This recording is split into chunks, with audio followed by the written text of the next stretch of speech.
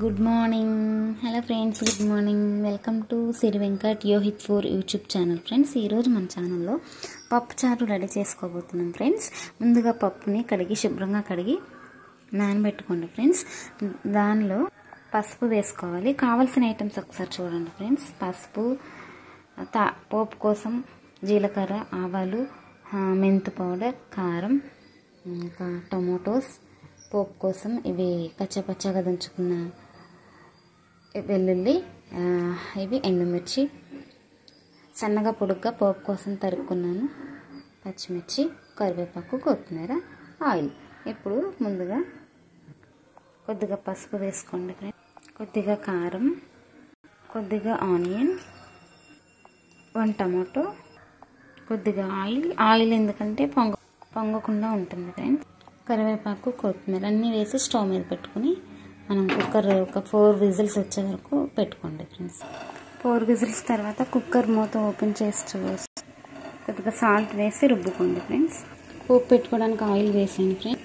మెంతి పొడి, పసుపు,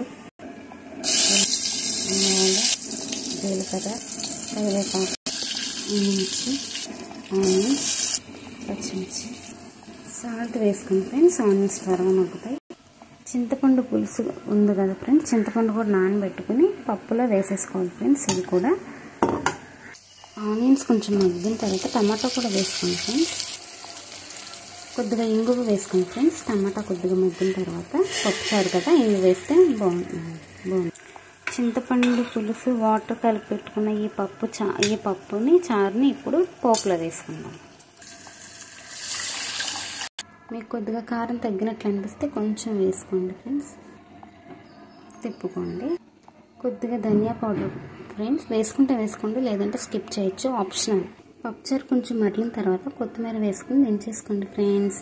అంతే ఫ్రెండ్స్. మీకు ఇష్టమైతే చిన్న బెల్లం ముక్క కూడా వేసుకోండి ఫ్రెండ్స్, టేస్ట్ బాగుంటుంది. అంతే ఫ్రెండ్స్. ఈ వీడియో మీకు నచ్చినట్లయితే please like, share and subscribe. ఎంతో సింపుల్గా ఈజీగా ఉండే పప్పుచారు రెడీ. Subscribe.